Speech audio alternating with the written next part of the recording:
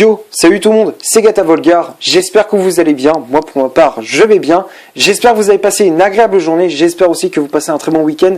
Aujourd'hui on se retrouve pour une nouvelle vidéo, donc on se retrouve pour le débrief du match Leicester City-Manchester United, match qui comptait pour la 15e journée de Première Ligue, match nul entre les deux formations, sur le score de 2 buts partout. Pourtant ça avait bien démarré pour Manchester United avec l'ouverture du score signé Marcus Rashford à la 23e minute de jeu, égalisation de Leicester signé Harvey Barnes à la 31e, 79e but de Bruno Fernandes pour Manchester United, et à la 85e c'est Tuanzebe qui vient marquer contre son camp, et suite à ce match nul Manchester United reste 3e du championnat, voilà, donc les Red Devils restent 3e derrière Leicester City qui reste 2e, voilà, donc un point sépare toujours les deux formations, donc voilà, donc c'est un résultat assez décevant pour Manchester United, voilà, donc pour parler un petit peu de cette rencontre, il y a quoi avoir des regrets. Voilà, moi je trouve on peut avoir des regrets, voilà, du côté de Manchester United, parce qu'on pouvait gagner ce match, on avait la possibilité de le gagner, on avait des opportunités,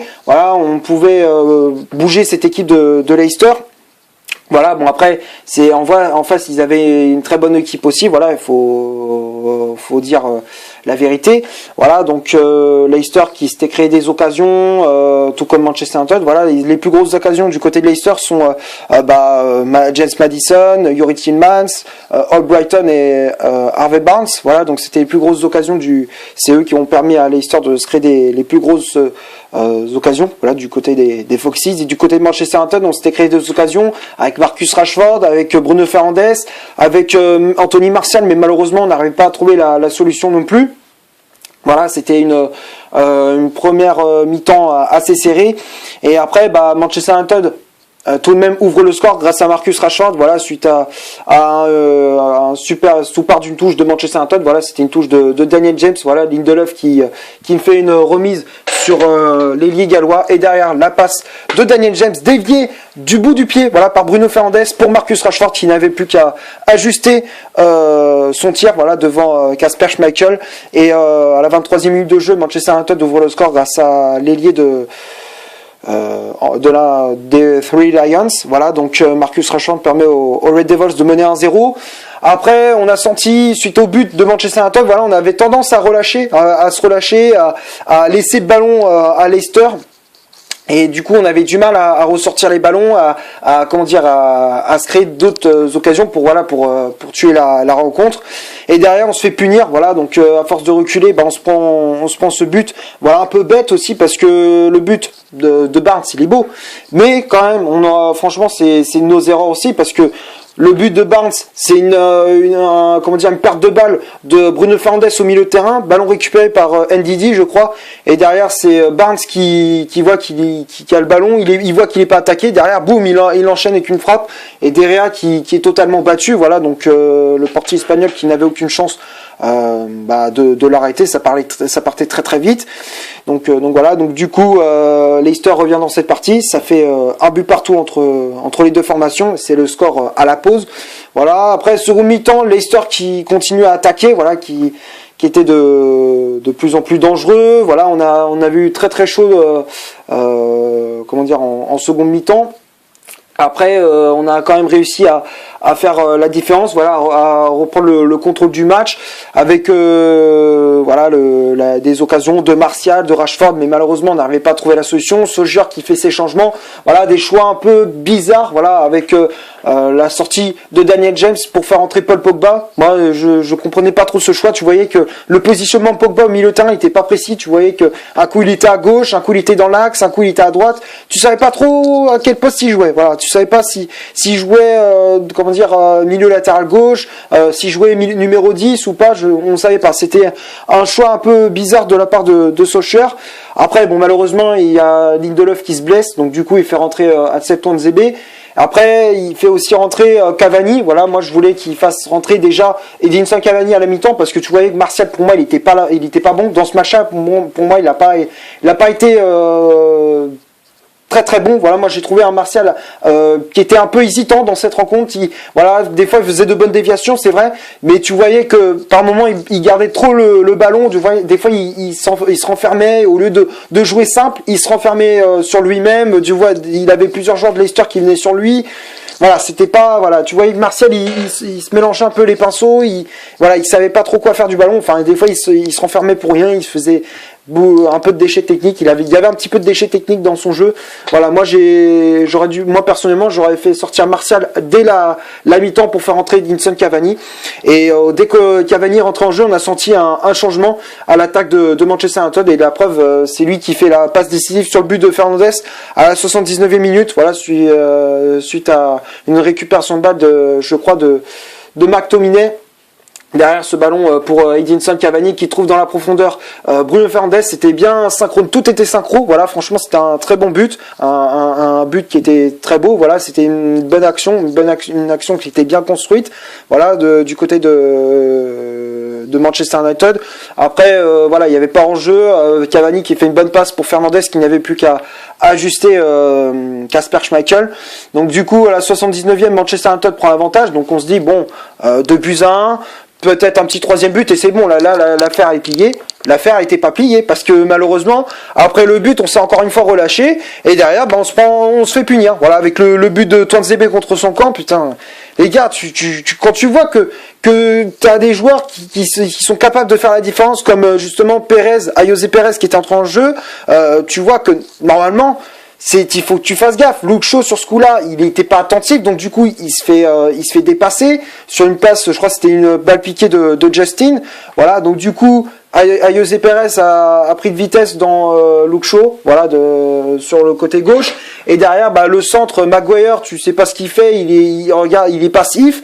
Il est Tuanzebe, pareil. Voilà, il laisse Vardy au point de pénalty. Derrière, la frappe est déviée par Tuanzebe. La frappe est la moitié morte, puisque tu vois, la frappe, elle est morte. Elle est morte de la part de Vardy. Derrière, c'est Tuanzebe qui la dévie dans ses propres buts.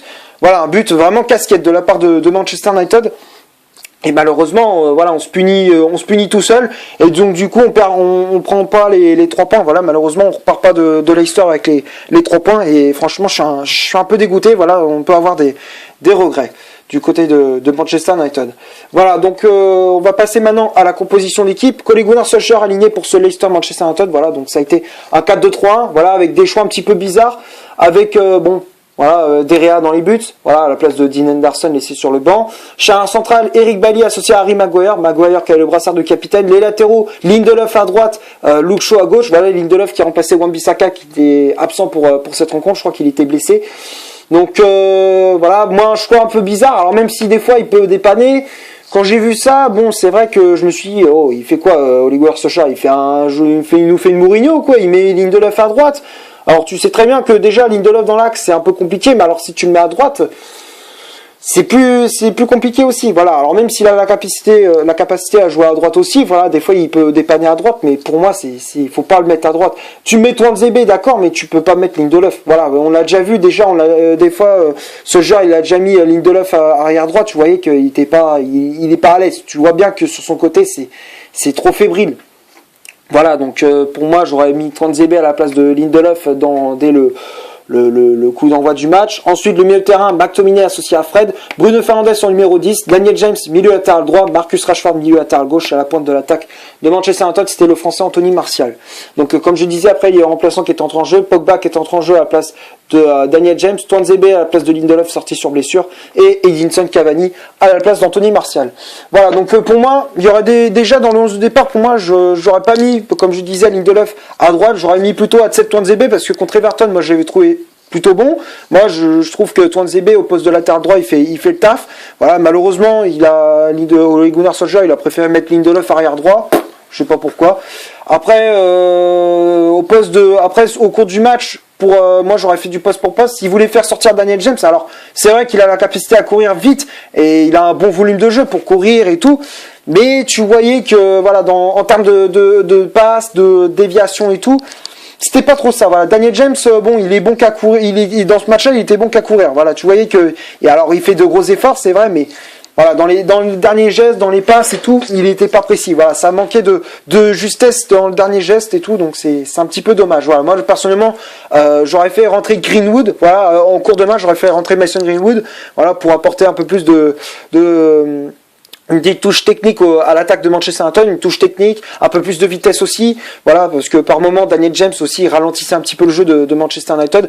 C'est un petit peu dommage, voilà, de faire entrer Paul Pogba, moi je comprenais pas trop, moi il m'a pas trop convaincu. Donc voilà, c'est une entrée en jeu un petit peu décevante de la part du milieu de Manchester United. Voilà.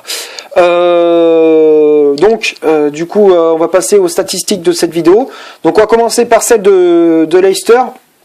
Les footies, c'est 56% de possession de balle, 5 corners, 4 tirs au total, dont une frappe cadrée, une position de hors-jeu et 10 fautes commises. Donc tout ça, c'est du côté de Leicester. Du côté de Manchester United, c'est 44% de possession de balle, 0 corner, 8 tirs au total, donc 4 tirs cadrés, 4 positions de hors-jeu et 17 fautes commises. Donc tout ça, c'est du côté des Red Devils. Voilà, donc quand on regarde les statistiques, c'est vrai que c'était assez équilibré. Voilà, enfin à part la possession de balle où Leicester avait eu un peu plus ce ballon, surtout en seconde mi-temps. Voilà.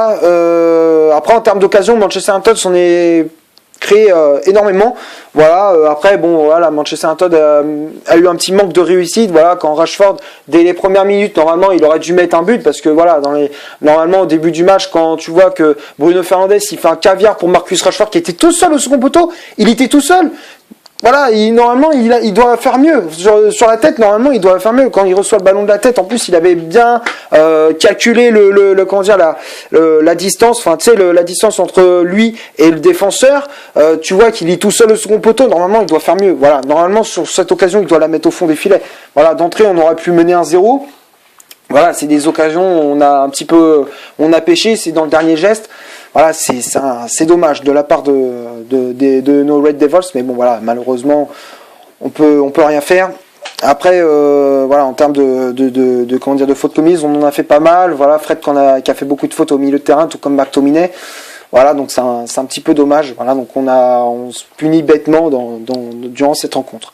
Voilà, donc pour moi, on va passer maintenant au top et au flop de cette vidéo. On va commencer par David De Gea. Voilà, De Gea, moi j'ai trouvé moyen dans cette rencontre. Voilà, il s'encaisse 2 buts. Bon, le premier, il pouvait pas faire grand chose. Mais le deuxième, normalement, il doit être explosif. Sur le deuxième, normalement, il doit être un peu plus explosif. Alors oui, il est peut-être surpris de la trajectoire du ballon, mais normalement, il doit être un peu plus réactif, il doit être un peu plus vif, parce que normalement, quand tu vois De Gea, il y a quelques années, c'était quand il y avait un ballon comme ça, normalement il allait le chercher. Là, il fait pas l'effort plongé. Moi, je trouve que c'est un peu dommage, parce que franchement, De Gea, il peut faire beaucoup mieux. Sur le deuxième but, comme je disais, même s'il il est surpris de la trajectoire du ballon, il doit quand même être explosif, il doit plonger, il doit y aller quand même, il doit être réactif. Là, sur ce coup-là, il n'a pas été réactif du tout. Voilà, tu voyais, il regardait le ballon pas rentrer dans ses buts. Voilà, moi je trouve un De Gea un petit peu décevant durant cette rencontre. Voilà, donc pour moi, De Gea m'a un petit peu déçu, donc pour moi, je le mettrais dans flop. Après, la charnière centrale, Bailly, Maguire. Bon, Maguire, il y avait du bon, du moins bon. Voilà, bon, il n'a pas été mauvais, mais voilà, c'était pas non plus le Maguire d'habitude où voilà, il impose sa loi, il met de l'impact physique, de l'agressivité. Voilà, même s'il n'a pas été mauvais, mais bon, il y avait du bon, il y avait du moins bon. C'était, voilà, on va dire sur une échelle de 1 à 10, c'était 5,5, 6. Voilà, on va dire ça comme ça. Voilà, donc pour moi, Maguire, je le mets dans le top, mais bon, c'est quand même de justesse. Voilà, il était un petit peu juste. Bailly, bon, il n'a pas été dans l'ensemble du match, il n'a pas été mauvais. Mais c'est surtout sur les 2 buts où moi je le trouve un peu fautif aussi, parce que sur le premier but, au lieu de rester sur ses appuis pour contrer le ballon, il devrait se jeter justement sur le porteur du ballon, il devrait se jeter. Là, sur ce coup-là, il l'a pas fait. Sur le deuxième but, il communique pas avec Tuanzebe, ni non plus avec Maguire. Voilà, pour moi, il a un petit peu fautif aussi sur le deuxième but de Leicester. Voilà, donc pour moi, Bailly, pour moi, il a un peu fautif sur les 2 buts, mais après, dans l'ensemble, il a été costaud. Moi, j'ai trouvé un Bailly qui a fait de bonnes interventions, qui a récupéré pas mal de ballons, qui a gagné quasiment tous ses duels. Voilà, donc pour moi, Bailly, je le mets quand même dans le top. Après, les latéraux, Lindelof Et Luke Shaw, dans la première Luke Shaw a fait une bonne première mi-temps. Voilà, moi j'ai trouvé un Luke Shaw assez intéressant. Second mi-temps, il n'a pas été mauvais. Offensivement, défensivement, il a été un peu plus en difficulté. Moi j'ai trouvé un Luke Shaw moins costaud. Voilà, surtout défensivement où des fois il se faisait un petit peu bouger, où il était aussi un peu plus voilà, où il se faisait souvent avoir, voilà, sur certains ballons. Mais après dans l'ensemble, il n'a pas été mauvais. Voilà, moi j'ai trouvé un Luke Shaw qui a été assez intéressant sur son côté. Voilà, donc pour moi le Luke Shaw, je le mets dans le top. Lindelof, bon, il n'a pas été mauvais, même si moi j'aurais préféré voir Tuanzebe. Moi personnellement, j'aurais préféré voir Tuanzebe parce que pour moi il est un peu plus rassurant, même si bon, sur ce coup-là, bon, il est rentré, mais à la base il devait pas rentrer parce que Lindelof il jouait, comment dire, normalement il devait jouer tout le long du match. Là il s'était blessé, donc du coup il est rentré en jeu. Voilà, il était pas chaud, mais sinon pour moi, si tu me mettais déjà dans l'11 de départ, pour moi il aurait tenu la baraque. Sur le côté droit, Lindelof, moi j'ai trouvé un petit peu hésitant. Voilà, alors il a fait offensivement, il a pas été mauvais, même si voilà il s'est plus contenté de défendre. Voilà, défensivement, il a été souvent en difficulté, mais bon voilà, c'était pas non plus, voilà, c'était pas catastrophique quoi. On va dire c'était pas grave. Voilà, il y avait des moments où ça allait, d'autres moments où c'était moins bien, mais ça allait encore. Voilà, il a plutôt bien tenu la baraque. Donc pour moi, Lindelof, je le mettrais dans le top. Après le milieu de terrain, McTominay et Fred, les deux je les mets dans le top. Moi j'ai trouvé un Bruno Fernandes, un McTominay assez intéressant, voilà, qui a apporté son volume de jeu, qui a mis de l'agressivité. À chaque fois, il allait sur le porteur du ballon pour en récupérer, gratter des ballons. Voilà, moi j'ai trouvé un McTominay assez intéressant. Voilà, Fred aussi qui a récupéré pas mal de ballons au milieu de terrain, qui s'est projeté pas mal de fois vers l'avant, qui a donné de bons ballons à Fernandes, à Rashford. Voilà, moi j'ai trouvé un Fred intéressant. Voilà, donc pour moi McTominay et Fred, les deux j'ai mis dans le top. Bruno Fernandes aussi, moi j'ai trouvé très intéressant. Voilà, il a été passeur sur, voilà, il a été passeur sur le but de Rashford, buteur. Voilà, moi j'ai trouvé un Bruno Fernandes assez intéressant, un match assez complet, voilà, de la part du défenseur portugais, même s'il est fautif sur le premier but où il perd un ballon bêtement. Normalement, sur un ballon comme ça, jamais il doit perdre un ballon de ce genre, quand surtout tu es à 25-30 mètres de tes buts. Généralement, tu mets ce ballon devant, fais péter, même si tu perds le ballon, ce ballon il est en touche, tu t'en fous. Au moins, tu as le temps de te repasser et tout, mais là, sur ce coup-là, voilà, je sais pas ce qu'il a voulu faire, il a voulu faire un petit pont sur le joueur. Derrière, il perd le ballon bêtement et derrière, on s'encaisse le but. Voilà, donc mais hormis ça, voilà, Bruno Fernandes, il a pas été mauvais, donc pour moi, je le mets dans le top. Après, Daniel James, bon, moi j'ai trouvé un petit peu décevant, voilà. Alors c'est vrai qu'il a fait énormément de courses sur son côté, il a apporté, voilà, sa vitesse, mais voilà, à chaque fois c'est surtout dans le dernier geste que Daniel James il a énormément pêché, où tu voyais que voilà, ça manquait de rythme, de passe en première intention, il n'y avait pas. Voilà, ça a manqué de rythme dans le dernier geste, de justesse dans la finition. Enfin, c'était assez brouillon. Voilà, dans la finition du côté de Daniel James. Voilà, donc pour moi, James, je mettrais dans flop. Rashford, bon, il avait beaucoup d'occasions, c'est vrai. Il a quand même marqué. Bon, il a fait quand même de bonnes courses. Il a quand même apporté le danger sur son côté, mais tu voyais que Rashford, bon, des fois, c'était un petit peu hésitant aussi. Mais bon, voilà, il n'a pas été mauvais. Il a quand même marqué. Il a fait comme de bonnes actions. Voilà, mais j'ai trouvé un Rashford un peu plus hésitant que contre les Everton lorsqu'il est entré en jeu. Bam, il s'est pas posé de questions. Il marquait. Là, sur ce coup-là, il était un peu plus hésitant, mais voilà, hormis ça, Rashford, il n'a pas été mauvais, donc pour moi, je le mettrais dans le top. Et après, Anthony Martial, moi, je le mettrais plutôt dans le flop, parce que même si, voilà, il faisait de bons décalages, il décrochait pour proposer des solutions à Maguire, à McTominay et à Fred. Voilà, hormis ça, Martial, il était assez décevant. Voilà, tu voyais qu'il perdait beaucoup de ballons. Voilà, moi je trouvais qu'il a perdu énormément de ballons. Qu'il se à chaque fois, au lieu de la passer, il voulait garder le ballon, et au lieu de faire des différences tout seul, il voulait la donner. Enfin, des fois, il faisait tout le sens inverse, il faisait tout l'inverse de ce qu'il fallait faire. Tu voyais aussi que à chaque fois, dès qu'il il partait sur un côté, il se renfermait sur lui-même. Bon, c'était pas. Vous voyez, des fois, il était un peu, comment dire, un peu comme un mulet. Des fois, il s'entêtait à faire des choses qu'il devrait pas faire justement. Normalement, il devrait jouer simple. Sur certaines actions, il doit jouer simple. Là, il se compliquait. Sur certains moments, il se compliquait la vie. Donc, pour moi, j'ai trouvé un Martial assez décevant. Voilà. Donc, pour moi, Martial, je mets dans le flop. Et après, les remplaçants, Tuanzebe, Pogba et Cavani. Tuanzebe et Pogba, je les mettrais plutôt dans le flop parce que Tuanzebe, malgré ce but encaissé, enfin même si des fois il est entré en jeu, il faisait de bonnes actions, mais tu voyais que dès qu'il est entré en jeu, il n'était pas dans son match. Tu voyais qu'il n'était pas dans son assiette, il rentrait dès qu'il est entré en jeu. voilà, sur certains duels, il était pas au contact, voilà, il allait pas au charbon. C'est un petit peu dommage, voilà. Donc pour moi, Tuanzebe m'a un petit peu déçu lors de son entrée en jeu. Pogba aussi, moi j'ai pas trouvé très intéressant, même s'il faisait de bonnes passes et tout. Voilà, moi j'ai pas vu un Pogba qui faisait des transversales de 40 mètres pour un autre joueur, qui apportait sa créativité et tout. Voilà, moi j'ai trouvé un Pogba un petit peu décevant. Voilà, moi j'ai pas trouvé que Pogba convaincant.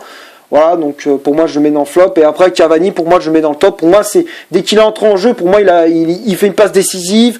Voilà, moi je trouve que il devrait le faire jouer plus souvent. Moi je trouve que Cavani, il doit jouer plus souvent avec Manchester United. Je pense qu'il apporterait sa touche technique, sa grinta. Voilà, je pense que l'attaque de Manchester United serait encore plus efficace. Voilà, franchement on mettrait plus d'occasions avec Cavani en pointe, et par exemple tu mets Rashford à droite, Martial à gauche et Cavani en pointe. Je pense que ça aurait de la gueule. Voilà, si tu gardes ton 4-2-3-1, tu mets bien évidemment Bruno Fernandes en 10 et tu mets sur les côtés Rashford et Martial qui, tu sais très bien, c'est des flèches, donc du coup ils vont faire la différence, et tu mets aussi en pointe Cavani que des fois s'il y a des centres de Martial et de Rashford, au moins de la tête il peut les reprendre, ou alors des fois dans la finition il peut être très efficace aussi. On connaît toutes les qualités de l'attaquant uruguayen.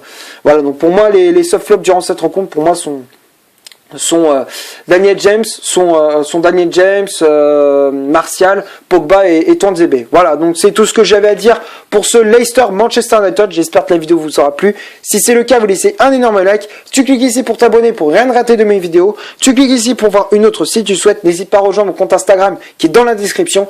D'ici là, portez-vous bien. On se retrouve pour une prochaine vidéo. Ciao.